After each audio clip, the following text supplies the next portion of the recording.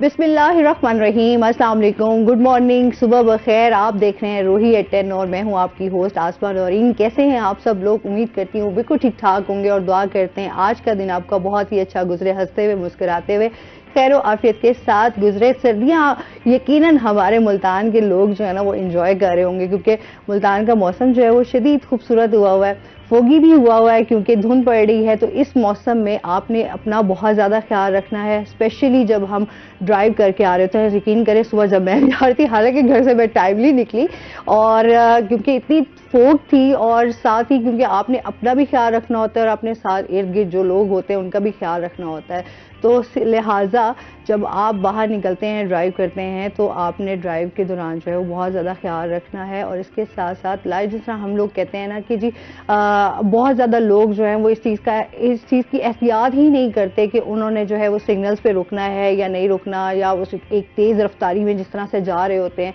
तो लिहाजा जान जो है ना वो बड़ी कीमती चीज़ है, तो इसकी आपने हिफाजत करनी है, क्योंकि होता है ना कि आपके तमाम घरों के जो लोग होते हैं उनके सहारे बहुत सारी चीज़ें चल रही होती हैं, लिहाजा इसलिए आपने ख्याल रखना है। और इसी के साथ जो है प्रोग्राम के सिलसिले को आगे बढ़ाएंगे। आज हमारे साथ जो गेस्ट मौजूद हैं वो हैं जी हमारी बहुत प्यारी सी गेस्ट है, अक्सर हमारे शोज़ में भी आती हैं, आप उनको टीवी पे भी देखते रहते हैं। यहाँ मुल्तान में भी बड़ी जिम्मेदारियाँ जो है वो सर अंजाम दे रही हैं। मरियम जमीला हमारे साथ मौजूद हैं, जो कि deputy collector customs enforcement Multan से हैं। अस्सलाम वालेकुम, कैसी हैं आप? ठीक ठाक हैं? वेलकम करते हैं अपने शो में आपको। और इसके साथ ही जो हमारे दूसरे गेस्ट हैं वो है जो हमारे रोही के रिपोर्टर हैं ज़ुहैब बुखारी। अस्सलाम वालेकुम, कैसे हैं आप ज़ुहैब? ठीक है, वेलकम करते हैं अपने शो में आपको। अच्छा जी, आज हम जो है एक तो मरियम से यहाँ पे मुल्तान में जो है वो क्या क्या ये एक्टिविटीज़ कर रही हैं इस हवाले से जानेंगे, और इसके साथ जो है हम ज़ुहैब से उनकी भीड़ से रिलेटेड बात करेंगे। तो सबसे पहले तो मरियम ये बताएं, मुल्तान की सर्दियाँ कैसी लग रही हैं? एंजॉय कर रही हैं? वो कहते हैं थोड़ी दिनों के लिए तो सर्दियाँ आती हैं। नहीं, जब मैं मुल्तान पोस्ट हुई थी तो मेरा स्टाफ मुझे कहता था मैडम मुल्तान में 10 महीने गर्मी होती है और बाकी 2 महीने हल्की गर्मी होती है। तो लेकिन माशाल्लाह बड़ा प्यारा मौसम है, ये तो इस्लामाबाद जैसा ही लग रहा है मुझे, बहुत अच्छा प्यारा। मैं अब यही कहती हूँ, कुछ लोग कह रहे हैं यार बहुत ठंड पड़ रही है, बहुत ज्यादा फोग है, कि यार ये सिर्फ 10 से 12 दिन ही है, उसके बाद जो है ना हमने फिर उसी गर्मी में जलना है और यूं पसीने आ रहे होंगे और हम लोग जो है ना वही कह रहे होंगे यार अब सर्दियां कब आएंगी। तो वही है कि मौसम जितना है उसको एंजॉय करना चाहिए। स्वेटर्स निकालें, शॉल्स निकालें और यूज करें। मुल्तान के लोगों को वैसे सर्दी बहुत लगती है।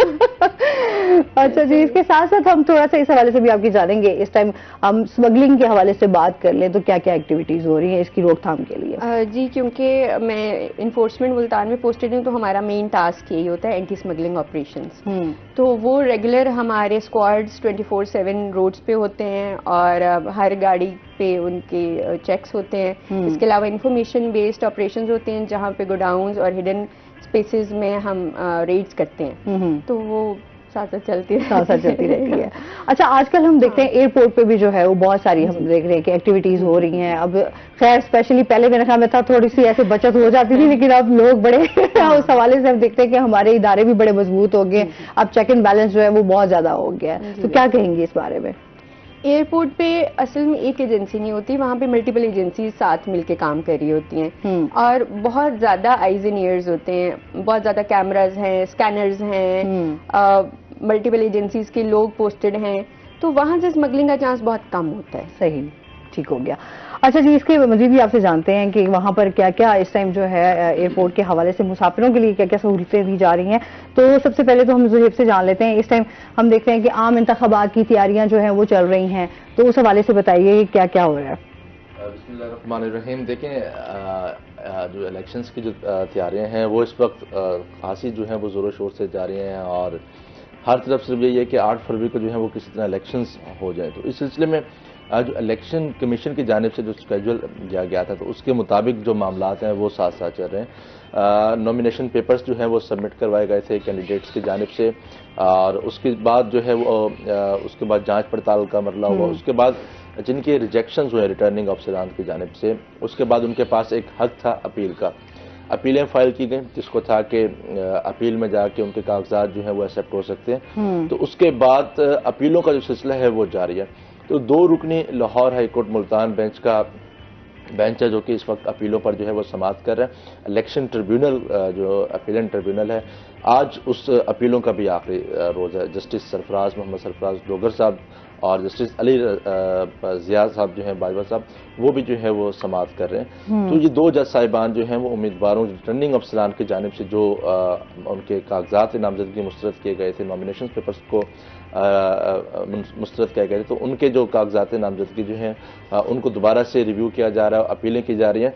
तो अब तक 219 से ज़ायद अपीलें जो हैं वो की गई थी और 200 से ज़ायद पर फैसले भी जो हैं वो सुना दिए गए। तो आज आखिरी रोज़ है और अब तक तमाम तर जितने भी पेंडिंग्स हैं उस पर जो फैसले हैं वो आज सुना दिए जाएंगे। उसके बाद एक लिस्ट अवेजन की जाएगी जिसपे कैंडिडेट्स होंगे जो कि हतमी कैंडिडेट्स होंगे, तो कैंडिडेट्स की लिस्ट आज अवेजन की जाएगी। उसके बाद कल के रोज़ जो उम्मीदवार अपने कागजात और मुमकिन तौर पर आज पार्टीज अपने जो पार्टी टिकट्स हैं उसका भी जो है वो अनाउंस कर देगी, तो सूरत हाल मजीद जो है वो वाज़ी हो जाएगी। तो उसके बाद कल के रोज़ जो कैंडिडेट मतलब एक एक हल्के से 5-5 उम्मीदवार हैं, तो जाहिर सी बात है कि सबको तो टिकट्स जो हैं वो नहीं मिल सकेंगी ना। तो जो कुछ उम्मीदवार जो है वो अपने उम्मीदवार के हक में बैठ जाएंगे, कुछ को लगेगा कि मेरा वोट बैंक है तो वो आज़ाद उम्मीदवार के तौर पे खड़ा हो जाएगा। तो आज ये मामला बहुत सारे जो हैं वो क्लियर भी हो जाएंगे, क्योंकि जजी साहिबान में फैसले भी जो हैं वो आज देने आखिरी रोज़ इलेक्शन शेड्यूल के मुताबिक 13 तारीख को निशानात जो हैं वो अलॉट होंगे और उसके बाद 8 फरवरी का दिन होगा और इंतखाबात होंगे। तो इसी तरह जो तैयारियों का जो सिलसिला है वो जारी है। मुख्तलिफ डिपार्टमेंट्स जो है, FPR है, मुख्तलिफ डिपार्टमेंट जो है, नैब है, वो इन्वॉल्व हैं उम्मीदवारों की जांच पड़ताल के अमल में। अभी 2 केसेस बने थे FPR के, अभी कल ही राजनपुर से अली रजा दरेशा के FPR ने केस बनाए कि वो 3 करोड़ से ज़ायद के डिफॉल्टर थे, कुछ लोग MDA के डिफॉल्टर थे। तो इस तरह के जो डिफॉल्टर्स हैं उनके रिजेक्शंस वगैरह होती हैं। जिस तरह मुल्तान से शाह महमूद कुरैशी साहब जो कि एक बहुत बड़ा नाम है, उनकी साहबजादी मेहरबानों के एक्सेप्ट हो गए, जैन कुरैशी के एक्सेप्ट हो गए, लेकिन शाह साहब के एक्सेप्ट नहीं हो, तो शाह साहब मुल्तान से इलेक्शंस कंटेस्ट नहीं कर सकेंगे। तो एक दोबारा से 3 रुकनी एक लार्जर बेंच भी बना दिया गया है, जिनके यहाँ से जिनको लगेगा कि हमारा जो Lahore high court Multan bench से अगर उनको कोई नहीं समझ आएगी तो वो लार्जर बेंच के पास भी जा सकते हैं। 3 रुकनी जो बेंच है वो इस पर जो है वो डिसीजन लेगा और वहाँ पर लोग जा भी नहीं, लेकिन ताहाल शाह महमूद कुरैशी की जानिब से वहाँ पर अभी तक अपील जो है वो फाइल नहीं की गई। तो आगे जिस तरह मामलात बढ़ते जाएंगे, सिर्फ 2-3 मामलात रह गए हैं पीछे। टिकट्स आज अनाउंस हो जाएंगी, उसके बाद हमें एक प्रॉपर जो एटमॉस्फेयर है इलेक्शंस कैंपेन के हवाले से वो हमें भी देखने को मिलेगा और लोगों को भी देखने को मिलेगा। ठीक हो गया। अच्छा, क्योंकि हम लोग सारे, क्योंकि इस टाइम तमाम शहरी जो हैं वो भी तमाम परेशान है कि इलेक्शंस के लिए अभी तक कंफ्यूजन चल रही है कि आया इलेक्शंस होंगे भी या नहीं होंगे, लेकिन फिर भी हम चाहते हैं कि इस टाइम तमाम चीज़ें जो हमारी इतनी डिस्टर्ब चल रही हैं उनका वाहिद इलाज जो है वो इलेक्शन है। और अगर इलेक्शन मैं समझती हूँ शफाफ तरीके से हो जाए तो वो बड़ा बेहतरीन हो जाएगा। अच्छा जी, इसके साथ ही जो है हम ये भी जानेंगे इस टाइम एयरपोर्ट के हवाले से आप क्या समझती हैं कि जो स्मगलिंग हो रही है अभी भी हो रही है, क्योंकि हम समझते हैं कि कहीं ना कहीं फ्लॉज तो हैं, तो उसके हवाले से बताइए कि उसको रोकना कितना मुश्किल है। अभी अगर मैं आपको करंट सिचुएशन बताऊं जो फॉग और इस सबकी मौसम की वजह से हुई है, वो ऐसा है कि पूरे दिन में सिर्फ 3 घंटे का पीरियड होता है जिसमें फ्लाइट्स लैंड कर सकती हैं। ठीक है। और उस 3 घंटे के पीरियड में इकट्ठी 5, 6, 7 फ्लाइट्स आती हैं और एट अ टाइम अराइवल पे on Saturday, on this Saturday there was around 2000 passengers इकट्ठे and there are only 2 scanning machines. तो क्योंकि वो इतना ज़्यादा रश होता है, उसमें हम ये कोशिश करते हैं कि जो एल्डरली हैं, बूढ़े हैं, बच्चे हैं, फीमेल्स हैं, उनको हम थोड़ा फैसिलिटेट करें। वहाँ हमारा फैसिलिटेशन डेस्क है, हमारी स्टैंडीज लगी हुई हैं कि आप क्या क्या प्रोटोकॉल्स हैं जो आपको फॉलो करने हैं, तो उसमें कोई बंदा चांस ले सकता है या रिस्क ले सकता है, तो वो रोकना बहुत मुश्किल काम होता है इसमें। अच्छा, ये है यहाँ पर स्पेशली मुल्तान एयरपोर्ट की हम बात करें तो यहाँ पर वाकई इतना रश होता है और इतनी आपको जो है ना क्योंकि मैंने खुद भी सफर किया तो इसलिए मुझे आइडिया है कि वहाँ पर बहुत ज्यादा आपको थोड़ी सी दिक्कत होती है कि आपकी लाइंस बहुत ज्यादा लंबी होती हैं और उसमें फिर आपको वेट भी बहुत ज्यादा करना पड़ता है, तो ये तो उस हवाले से है। अच्छा, आपके समझते जो वहाँ पे पैसेंजर्स हैं स्पेशली उनके हवाले से भी बताइएगा, उनको और मजीद क्या फैसिलिटेट किया जा रहा है? जब ये एयरपोर्ट बना था तब एक्सपेक्टेशंस नहीं थी कि इतनी ज्यादा इंटरनेशनल एयरलाइंस यहाँ आ जाएंगी और इतना पैसेंजर यहाँ से ट्रैवल करेगा। तो ये airport number of flights cater करने के लिहाज से छोटा बना हुआ है स्ट्रक्चरली। बिल्कुल। तो उस पे हमने भी रिक्वेस्ट की है और एयरपोर्ट मैनेजमेंट भी इस पे काम करी है कि ये एयरपोर्ट को एक्सटेंड किया जाए, जहां 2 मशीन्स लगी हुई वहां 4 हों। सही है। हॉल का एरिया बड़ा किया जाए, तो उस पे हम्म। इंशाल्लाह काम हो रहा है, तो आप बेहतरी देखेंगे इंशाल्लाह। ये भी तभी हम कहेंगे कि जब तमाम चीजें स्टेबल हो जाएगी तभी ये चीजें जो है वो मुमकिन हो सकेंगी। अच्छा जी, इसके साथ साथ जो है ये भी जानेंगे, हम लोग देख रहे हैं कि पीपल्स पार्टी के हवाले से जो है बहुत सारी चीजें अभी चल रही हैं, उनके डेरे शेरे पे भी जो है लोग बहुत ज्यादा आ रहे हैं। इस हवाले से भी बताइए कि पीपल्स पार्टी जो है वो किस तरह से अपनी कैंपेन लेके चल रही है। देखिए, इस वक्त तो हमें सिर्फ पीपल्स पार्टी ग्राउंड पे नजर आ रही है और दीगर एक पार्टी तो वैसे में नजर नहीं आ रही। दूसरी जो मुस्लिम लीग नून की बात करें तो उसकी भी कैंपेन हमें कोई खास मुल्तान में जिस तरह होता है कि कॉर्नर मीटिंग्स और जलसे, लेकिन जिस तरह 2018 के इलेक्शंस का एनवायरनमेंट था वो अब तक नहीं बन सका है।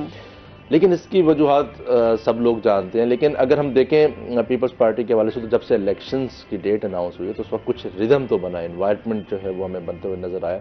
लेकिन अब वो मामलात नहीं है कि कॉर्नर मीटिंग्स चल रही हों, जलसे हों, लोगों की शमूलियत हो, उस तरह का एनवायरनमेंट जो है वो हमें नहीं देखने को मिला। लेकिन आज उम्मीद है कि जिस तरह पार्टी ने जो आज टिकट्स अनाउंस जो है वो अपनी वेबसाइट पर कर देंगे, तो उसके बाद मुमकिन तौर पर इम्कान है कि जो, क्योंकि अभी तक लोग पैसा भी नहीं लगाना चाह रहे ना, जाहिर सी बात है इलेक्शन पे करोड़ों रुपए लगता है। बिल्कुल ऐसे तो वो लोग ये समझ रहे हैं कि जिस तरह का महंगाई का एक दौर भी चल रहा है, तो वो ये कहते हैं कि अब एक हल्के से 5 उम्मीदवार हैं तो 5 तो अब पैसे नहीं लगाएंगे। तो वो ये कि जो एक कंफर्म कैंडिडेट होगा वो सामने आएगा, जो उसके हक में बैठेंगे, तो वो मिलकर जो है वो अपनी कैंपेन का जो है वो बाकायदा तौर पर आगाज करेंगे।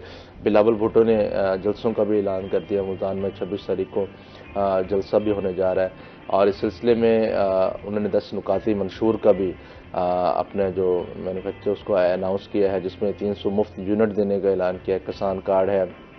और ये चीजें हमने इलेक्शन के दिनों, जब इलेक्शन आते हैं उन दिनों में हमें ये बहुत सारे जो स्कीम्स हैं वो हमें देखने को मिलती हैं। आई थिंक ये इनका मंशूर है, तो उन्होंने सबसे पहले अपना मंशूर जो है वो डिलीवर किया लोगों में।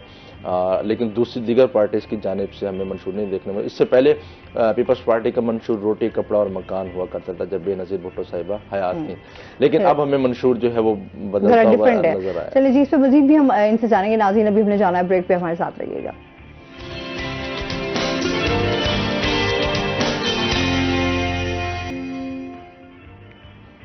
वेलकम बैक नाजरीन। अच्छा मरियम, ये बताएं, छोटे छोटे बेबीज भी हैं आपके बड़े माशाल्लाह, उस टाइम जब ये आई थी उस टाइम बेबीज पैदा हुए थे, अब तो माशाल्लाह बड़े बड़े हो गए होंगे, ऐसे ही है ना? अब 1.5 साल के हो गए। 1.5 साल के हो गए माशाल्लाह से। तो फिर जाहिर सी बात है अभी भी उनकी ये ड्यूटी तो आप दे ही रही हैं अच्छे से, तो उनकी ड्यूटीज कैसी चल रही हैं? असल में वो इतनी प्यारी एज में है कि बंदे का दिल करता है सोते भी इनके पास हो, जागते भी इनके पास हो, जो 1 मिनट फ्री मिलता है वो इनके पास हो। हाँ, तो बट जाहिर है साथ काम भी करना होता है। तो मेरे हस्बैंड बहुत सपोर्टिव हैं, मेरे इन-लॉज बहुत सपोर्टिव हैं, तो मिलजुल के करते हैं कुछ ना कुछ। अच्छा, ये औरत की ये बहुत बड़ी बात होती है जब आपके स्पेशली जो ससुराल में आपको सपोर्ट मिलती है ना, घर वालों से तो चले आपको मिल ही रही होती है, फिर आप जिस इदारे के साथ मुंसलिक हैं और फिर जिस पोस्ट पे हैं, तो जाहिर सी बात है कि वहाँ से फिर ससुराल का एनवायरनमेंट भी आपको ये मार्जिन देती है। मतलब आपके बॉसेस, आपके कलीग्स आपके साथ कोऑपरेट करते हैं। हाँ, बिल्कुल ऐसे ही है, मिलजुल के ही होता है। ये ड्यूटी बड़ी टफ है ना। अच्छा जी, इसके साथ साथ हम आपसे ये भी जानेंगे, इस टाइम हम जिस तरह एयरपोर्ट के हवाले से जानेंगे, कौन कौन सी स्मगलिंग जो है वो एयरपोर्ट के थ्रू से होती है? देखिए, एयरपोर्ट क्योंकि बड़ा बॉर्डर तो है नहीं, तो आप उतना ही सामान ला सकते हैं जो आपके हैंड कैरी में आ जाएगा, जो आपके सूटकेस में आ जाएगा, जो कार्टन में आ जाएगा। तो उसमें gold, currency, mobile phones, laptops, electronics की चीजें, चॉकलेट्स, फूड स्टफ, ये वाली चीजें आ सकती हैं। ठीक है। अच्छा, और जो गैर कानूनी हम अगर बात करें तो मुझे याद है कि करेंसी का होता है स्पेशली, या जिस तरह हम लोग मोबाइल्स की बात करते हैं, मोबाइल का बहुत ज्यादा जिस तरह हुकूमत की तरफ से भी पाबंदी, पहले तो लोग ढेरों मोबाइल लेके आ सकते थे, अब तो बड़ा इस पे भी पाबंदी हो गई है। तो इस हवाले से भी बताइएगा कि क्या पॉलिसीज हैं, किस कॉमन सेंस हर चीज पे अप्लाई होती है कि वो चीज जो आप अपनी यूज के लिए या एक थोड़ी बहुत गिफ्ट अपनी फैमिली के लिए ला रहे हैं वो अलाउड है। सही है। अगर आप 1 मोबाइल फोन ला रहे हैं या 2 मोबाइल फोन मैक्स ला रहे हैं तो उस पे हम नहीं रोकते। लेकिन अगर आप 10, 15, 20 मोबाइल फोन्स ला रहे हैं तो वो आपको ले जाने की इजाज़त या लाने की इजाज़त नहीं दी जा सकती। करेंसी की एक लिमिट स्टेट बैंक ने मुतय्यन की हुई है कि $5000, ठीक है, या इसके इक्विवेलेंट कोई और करेंसी, रियाल्स हैं, दिरहम्स हैं, हाँ, कोई भी और करेंसी है, वो आप लेकर जा सकते हैं बाहर, और वो आपको ले जाते वक्त और लाते वक्त दोनों टाइम पे कस्टम्स को डिक्लेयर करनी पड़ती है। सही है। इसके अलावा गोल्ड है, गोल्ड में भी उसी तरह कॉमन सेंस अप्लाई होती है कि जो चीज़ आपकी डेली वेयर की है, ठीक है, अंगूठी है, एक लॉकेट सेट है, मैच आप अगर किसी शादी पे जा रहे एक सेट है आपके पास, तो उस पर कोई रोक टोक नहीं है। लेकिन अगर बहुत ज़्यादा अमाउंट उसकी क्वांटिटी है या फिर कितनी क्वांटिटी हो, मतलब हाँ, केजी जिस तरह कॉइन्स भी लाते हैं और कोई बिस्किट वगैरह भी लेकर आए, अलाउड नहीं है in the form of biscuits, bricks, gold लाना या ले जाना अलाउड। ठीक हो गया। वो लोग ये करते हैं ना इस तरह के वहाँ से अगर बाहर से आ रहे हैं, सऊदी अरब से आ रहे हैं या फिर आप दुबई से आ रहे हैं, तो स्पेशली इनका ही होता है कि ये लेकर आ रहे होते हैं। ठीक हो गया।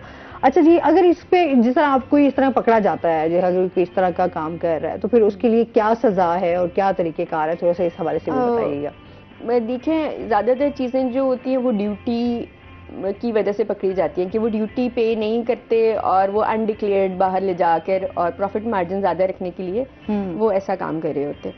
तो पहला स्टेप ये होता है कि उसको हम डिटेन कर लेते हैं, अपने पास रोक लेते हैं। ठीक है। आप अगर खुद हमसे रब्ता करते हैं और ये कहते हैं कि ड्यूटी टैक्सेस हम देने के लिए तैयार हैं, तो वो आप टैक्स भरकर और उसको ले जा सकते हैं। लेकिन अगर क्वांटिटी बहुत ज़्यादा है और हमें ये लगता है कि आपने जानबूझ कर ये किया है, जैसे 20-25 मोबाइल हैं, हाँ, तो वो for the purpose of sale ही आप लेकर आए हैं और आपने जानबूझकर उसको कस्टम से छुपाने की कोशिश की है, तो फिर हम उसका सीजर कर देते हैं। तो उसमें ड्यूटी टैक्सेस के साथ साथ आपको फाइन और पेनल्टी भी जमा कराना पड़ता है। ठीक है, तो वो कितना फाइन होता है?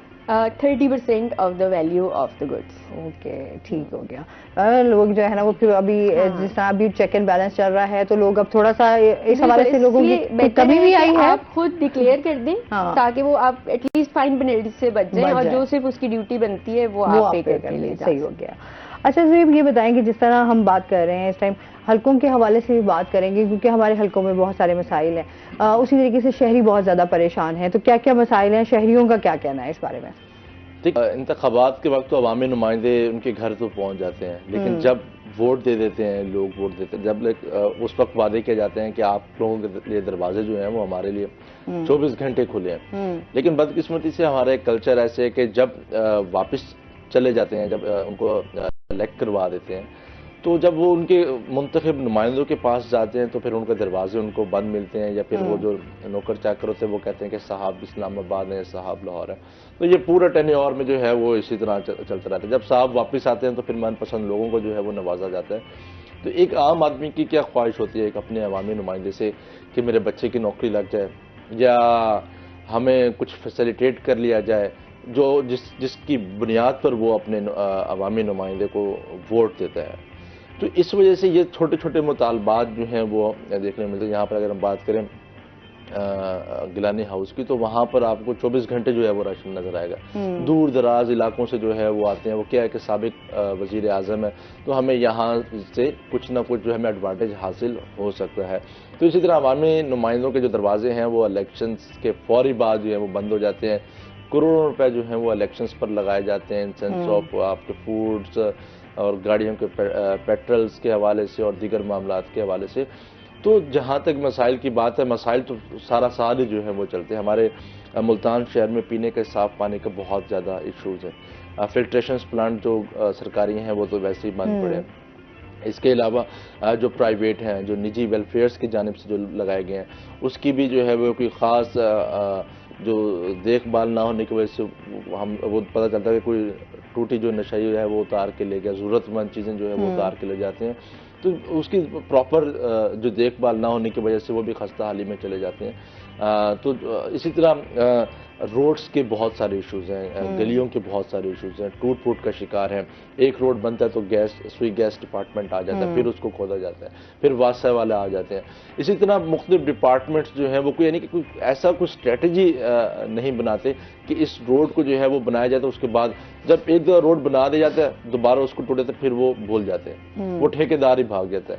और ठेकेदार कौन होते हैं? वो सियासी सिफारिशों पर जो है वो ठेकेदार लगते हैं। तो जाहिर सी बात है चेन होती है जाहिर होता है करप्शन का ये एक तरीका कार बहुत सारे हैं। स्पेशली हम रोड्स के हवाले से बात करें तो इतनी आपको करप्शन नजर आएगी कि यहाँ के जो ठेकेदार हैं, हम कितने रोड्स हमारे टूट फूट का शिकार होते हैं और आए दिन हम देख रहे होते हैं कि कहीं ना कहीं गड्ढा बना हुआ होता है, कहीं ना कहीं कुछ जो है आपको इस तरह की मुश्किलात आ रही होती हैं, आए दिन कोई हादसा भी हो रहे होते हैं। तो ये जब तक अभी फंड, जब भी हम बात करते हैं किसी भी इदारे के हवाले से तो हमेशा हमें बात सुनने को मिलती है कि जी फंड्स नहीं है, फंड्स नहीं है, फिर स्टाफ नहीं है, फिर इस तरह की जो हमें चीजें हैं वो सुनने को मिलती हैं। अच्छा, इसके साथ साथ साबिक सदर आसिफ अली जरदारी भी जो है वो भी मुल्तान आए और उनका जो दौरा रहा वो कैसा रहा?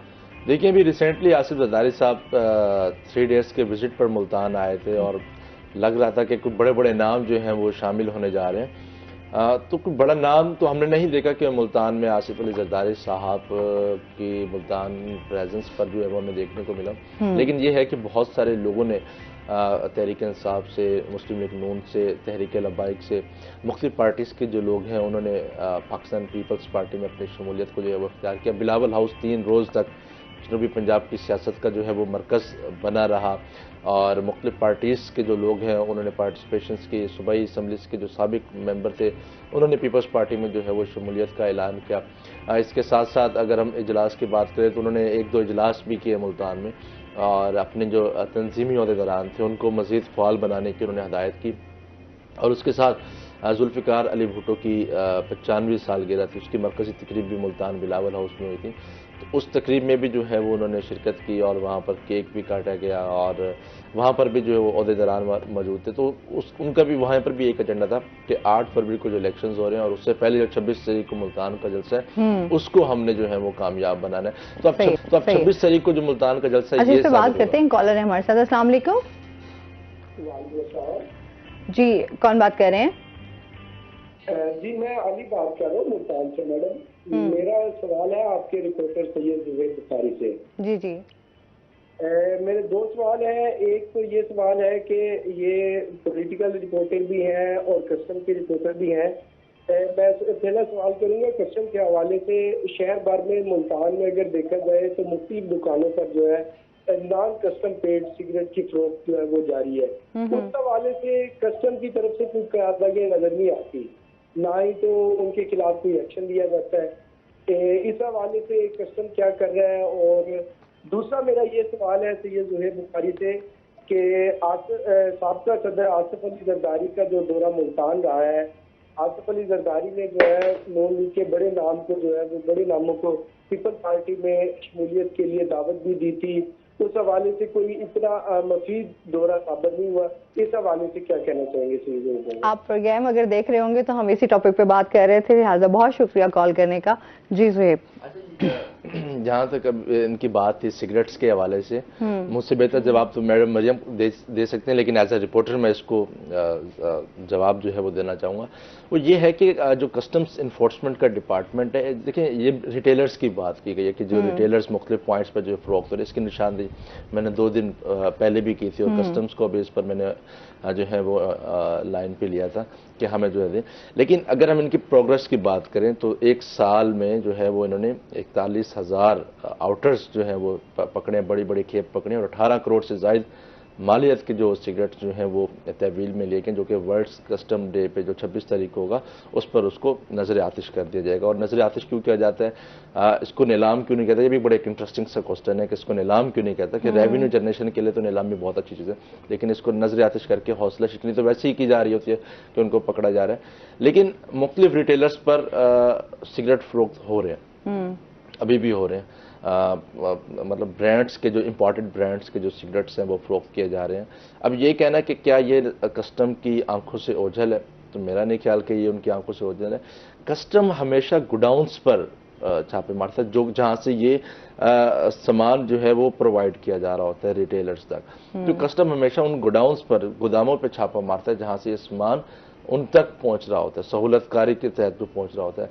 अब वहाँ पर तो डिस्प्ले में चंद आइटम्स जो हैं वो सिगरेट्स के जो हैं वो रखे होते हैं ना, लेकिन उससे पीछे जो गोडाउन होता है, तो ये अपना टाइम को सेव करने के लिए, अपने रिसोर्स को सेव करने के लिए तो ये गोडाउन्स पर जो है वो छापा मारते हैं ताकि हम बड़ी खेप जो है वो पकड़ सके, ना कि हम 3-4 जो स्टिक्स हैं उसको पकड़ सके। तो उस पर मैडम अपना पॉइंट ऑफ व्यू लाजमी देंगे।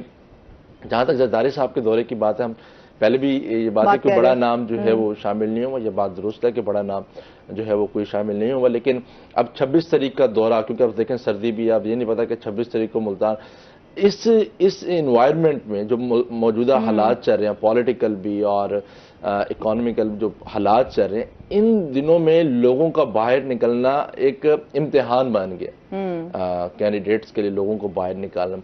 अच्छा, अब निकाल रहे हैं, किस बेस पर निकाल रहे हैं? अब कोई आपके पास कोई ऐसा मंशूर जो कि अवाम दोस्त मंशूर, अभी तक हमने नहीं देखा कोई अवाम दोस्त मंशूर जो कि इस वक्त तो लोगों के पास एक वक्त का खाने का है तो दूसरे वक्त का लोग सोचते हैं कि दूसरे वक्त। पहले ये होता था कि घर में 10 अफराद हैं तो एक कमाता था तो 10 खाते थे, अब तो 10 अफराद है तो 10 को कमाना पड़ेगा, तब भी जो है वो घर का सर्कट चलता है लोगों का।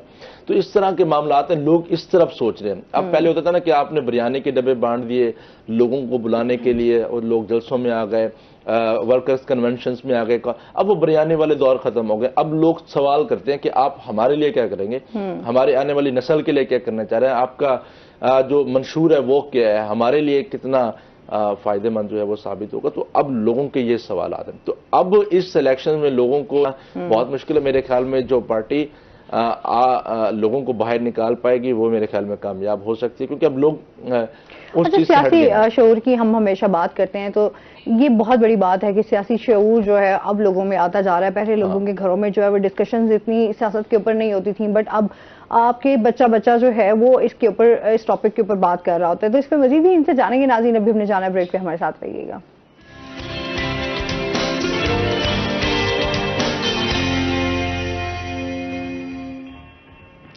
वेलकम बैक नाजरीन। अच्छा जी, हमारे कॉलर भी थे, उन्होंने क्वेश्चन भी किया था, उस हवाले से आप क्या कहना चाहेंगी मरियम? जी, सिगरेट्स के हवाले से देखिए, अगर आप इस फिनोमेना पे गौर करें थोड़ा सा, तो सिगरेट किसी भी आपको अच्छी रिटेलर शॉप पे नहीं मिलेगा, बड़े मॉल्स में नहीं मिलेगा, जो शॉप्स मेन रोड पे होंगी वहां से नहीं मिलेगा। बहुत रशी प्लेसेस पे जो छोटे से खोखे बने होते हैं उस पे 8-10 डब्बियां उन्होंने रखी होती हैं। तो अपनी इतनी ज्यादा एनर्जी और टाइम वेस्ट करना सिर्फ 8-10 डब्बियों के लिए, दैट इज नॉट पॉसिबल। इसलिए मेन फोकस ये होता है कि जहां से हमें इकट्ठा मिल जाए, इंफॉर्मेशन बेस्ड मिल जाए, किसी गोडाउन पे रेड हो जाए, कोई पूरी गाड़ी जो आ रही है वो पकड़ी जाए, तो पहली प्रेफरेंस हमारी ये होती है। सही है, जहाँ पे हमारी एनर्जी रिसोर्सफुल हो, यूजफुल हो इन द फ्यूचर। मतलब पता आपको हो कि हाँ जी ये तमाम चीजें जो हैं वो लोगों के सामने भी आ सके ना। अच्छा भाई, वो जो चीजें आप पकड़ी जाती हैं उसके ऑक्शन भी के हवाले से भी बात करूंगी, वो क्यों नहीं होते? सिगरेट्स के हवाले से सिगरेट्स पे FBI की ये रिस्ट्रिक्शन है कि आप ऐसे सिगरेट्स ऑक्शन नहीं कर सकते जिसपे हेल्थ वार्निंग नहीं है। ठीक है। क्योंकि ये जो इम्पोर्टेड सिगरेट या स्मगल्ड सिगरेट होता है, आप मिलानो ले लें, डनहिल ले लें, इस पे उन्होंने हेल्थ वार्निंग नहीं दी होती। कि तंबाकू नोशी सेहत के लिए मुज़र है, smoking is injurious to health. अब जाहिर है जो पी रहे हैं उनको ये बात पता होती है, लेकिन क्योंकि ये एक रिस्ट्रिक्शन है, ये हमारा फर्ज है as a civil servant representative कि आपको वो वार्निंग एटलीस्ट याद दहानी कराई जाए। अच्छा, एक दफा आपकी बात काट रही हूँ, वो प्रॉपर एक तस्वीर भी बनी हुई होती है और इतनी खतरनाक किस्म की तस्वीर बनी हुई होती है, लेकिन उसके बावजूद भी लोग जो है ना वो इस चीज से बाज नहीं आते। खैर ये वजह है, उसकी वजह से ऑप्शन नहीं होती। अच्छा, इस तरह की जिस तरह स्मगलिंग हो रही होती है, बहुत सारी जो चीजें आप लोग पकड़ लेते हैं, अगर वो उसको पे नहीं कर पाते, फिर आप उस सामान का क्या करते हैं? फिर वो सामान नीलामी में जाता है, ऑक्शन में जाता है। हर महीने में 2 दफा हमारे पास ऑक्शन होती है, जिसमें गाड़ियाँ, चॉकलेट, स्किम्ड मिल्क, हर तरह की चीज जो हमने पकड़ी होती है, जिसके फैसले हो गए होते हैं और उसको लेने के लिए या उसकी ड्यूटी पे करने के लिए कोई बंदा नहीं आता, हाँ। तो वो फिर ऑक्शन में चली जाती है। वहां पे कोई भी शहरी जा सकता है जो 18 साल से जायद है, जिसके पास ID कार्ड है और वो उसको खरीदने की अपने पास कैपेसिटी रखता है, ठीक है, तो वो जा सकता है। वहाँ बोली लगती है सामान की, और जो मैक्सिमम बोली देता है वो उठा के ले जाता है। अच्छा, ये होता है कि आप जो ऑक्शन में जो सामान आता है वो फिर उसकी क्या प्राइस वगैरह आप लोग सिलेक्ट करते हैं, क्या तरीके का? उसकी प्राइस मोस्टली मार्केट प्राइस होती है। अच्छा, मार्केट प्राइस ही होती है, ठीक है। और कुछ लोगों के माइंड में होता है ना कि शायद अगर उसमें जा रहा है कि थोड़ा बहुत मार्जिन होगा, मार्जिन दे देते हैं, क्योंकि फिर मार्केट प्राइस तो उसकी होती है, लेकिन अगर बोली मार्केट प्राइस से कम आ गई, लेट्स से अगर वो 100 रुपए की चीज है और मार्केट प्राइस उसकी 100 रुपए है, लेकिन बोली जो 8-10 लोग बैठे हुए थे उन्होंने मैक्सिमम बोली 80 रुपए दी, लेट्स से। सही है। तो वो फिर ऑफिसर की पावर है कि वो 80 रुपए में उनको दे देते हैं, तो वहां पे एक मार्जिन आ जाता है, जहां आपको मार्केट से वो चीज थोड़ी सी सस्ती मिल जाती है। ठीक हो गया, तो ये भाई तरीकेकार है अगर किसी ने कुछ करना। अच्छा, फिर वो डेट वगैरह आप लोग अनाउंस करते हैं, क्योंकि बहुत सारे लोगों को नहीं पता और कुछ लोग तो वेट कर रहे होते हैं। जैसे गाड़ियों की अगर हम बात करें कि गाड़ियों का होता है, तो मोस्टली लोगों के दिमाग में होता है यार कोई गाड़ी मिल जाए इस तरह की। हर ऑक्शन से एक हफ्ता पहले हमारी पूरी लिस्ट कि क्या क्या इस ऑक्शन में ऑफर किया जाएगा वो FBR की वेबसाइट पे आ जाती है एक हफ्ता पहले। अच्छा जी, कल भी। तो मतलब ये अवेयरनेस आपके उसके हवाले से भी जो है वो आपको दी जाती है लोगों को। ठीक हो गया। अच्छा जी, और इसके साथ साथ जो है हम ये भी जानेंगे कि इस टाइम जो है जो स्पेशली हम FBR के हवाले से भी बात करेंगे, टैक्स के हवाले से भी, तो ये क्या चल रहा है कि अभी क्योंकि लोगों के तो ये होता है कि मोस्टली तो बिलों में ये तमाम चीजें आ रही थी कि टैक्स जो है FBR के टारगेट जो है वो अचीव नहीं कर पा रहा, तो फिर लोगों को इस तरीके से टैक्स की तरफ लाया जा रहा है। क्या कहेंगे इस बारे में? लेकिन इस बार तो FBR ने अपने टारगेट्स जो हैं वो अचीव कर लिए हैं और FBR की जानिब से प्रेस रिलीज भी जो है वो जारी की गई थी। लेकिन इस दौरान जो बनाए गए थे मामलात के, जो लोग टैक्स अदा नहीं कर रहे थे, जो लोग अपने आप को फ़ायदा उठाने के लिए NTN नंबर तो बनवा लेते थे लेकिन सालाना टैक्स गोशवारे अदा नहीं करते थे। अब जिस तरह मामला चल रहे हैं इलेक्शंस के हवाले से, तो बहुत सारे लोग यहाँ भी फंस गए, पॉलिटिकल शख्सियात। तो हमने देखा एक हमने इब्राहिम खान जिनका ताल्लुक पाकिस्तान तहरीक-ए-इंसाफ से था, उसकी खबर हमने ब्रेक की थी कि वो 14 करोड़ के डिफाल्टर थे FBR के। इसी तरह कल की बात है, राजनपुर से मोहम्मद अली रजा दरेशक, वो 3 करोड़ के डिफाल्टर से। इस तरह और भी पॉलिटिकल जिनके कागजात को रोक दिया गया और वो इलेक्शंस के लिए नाअहल हो गए। अब उनके लिए लार्जर बेंच भी मौजूद है, अपील के लिए मौजूद है कि वो कुछ पैसे दे के चीफ कमिश्नर से मिलकर जब कुछ मामला तय करके जो है वो उनको सर्टिफिकेट जो है वो दिया जा सकता है। तो इस तरह FBR आना तो वापस FBR के पास ही है।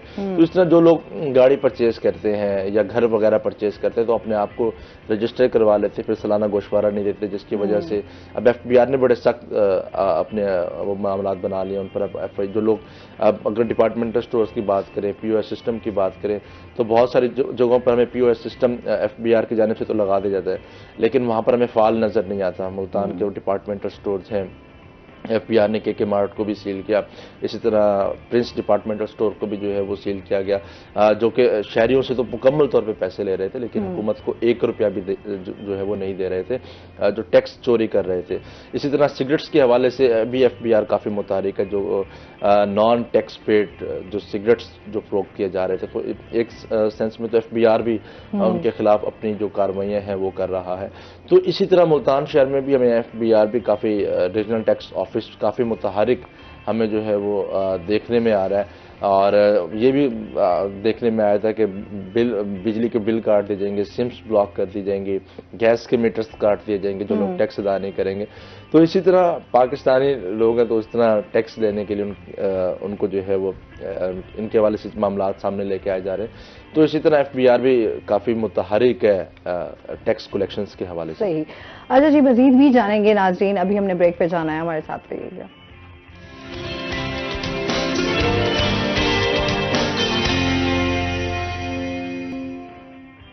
वेलकम बैक नाज़रीन। अच्छा जी, हम आपकी ड्यूटी की और कस्टम की तो बातें बहुत सारी कर रहे हैं, थोड़ी सी आपसे ये भी जानते हैं ना कि ड्यूटी के बाद जो है उसके बाद क्या एक्टिविटीज होती हैं, क्या करती रहती हैं? बस उसके बाद बच्चे, क्योंकि वो बहुत छोटे हैं अभी, दे नीड टाइम, उनको कुछ बुक सुना दी, कोई टॉयज के साथ खेलना सिखा दिया, तो बस ज़्यादा वो अच्छा, दोनों बच्चों को भी मैनेज करना भी बड़ा मुश्किल है। ट्विंस बच्चे जो हो तो फिर वो जाहिर सी बात है। आप अच्छा भाई कुछ देर आप एक बच्चे को उठाती होगी, कुछ देर में दूसरे को टाइम देती होगी। चीज चाहिए होती है। अब एक जैसी मैंने 2 टॉयज लेने शुरू कर दिए, लेकिन क्योंकि वो उसके हाथ में होता है तो वो उसको वही चाहिए। अच्छा, ये ट्विंस बच्चों का मसला होता है, सेम चीज चाहिए होती है उनको कि अच्छा उसके पास है तो मेरे पास क्यों डिफरेंट है। नहीं, आप सेम टॉयज भी उनके दोनों के हाथ में दे दें, लेकिन उसको वो चाहिए उसके हाथ में और उसको वो चाहिए जिसके हाथ में। अच्छा, ये तो मजे का टाइम होता है और स्पेशली माँ के लिए तो वैसे ही एक बड़ी एक हैवी ड्यूटी होती है ना कि बच्चों को उस तरीके से लुक आफ्टर करना और उनकी तमाम छोटी छोटी चीजों को लेकर चलना। तो फिर आप जब वैसे छुट्टियां वगैरह भी जाती हैं, एंजॉय करती हैं फैमिली की तरफ? एयरपोर्ट के बाद तो उस तरह आप नहीं जा सकते क्योंकि 24/7 जॉब है। हाँ। आपने सैटरडे को भी फ्लाइट्स आनी है, नाइट में भी फ्लाइट्स आनी है, तो मुश्किल हो जाता है। लेकिन जैसे मैंने कहा, कलीग्स और बॉसेस बहुत हेल्पफुल हैं, हाँ। तो वो हम बारी किसी और को दी के तो फिर थोड़े दिन के लिए चले जाते हैं। अच्छा, क्योंकि आप माशाल्लाह से इस इदारे के साथ मुंसलिक हुई। अच्छा, क्योंकि आप बाकी जो हमारी खवातीन हमारे व्यूवर्स देख रहे हैं, जाहिर सी बात है उनके लिए मॉडल ही हैं, रोल मॉडल ही होता है ना कि एक औरत जो है वो बहुत कुछ कर सकती है।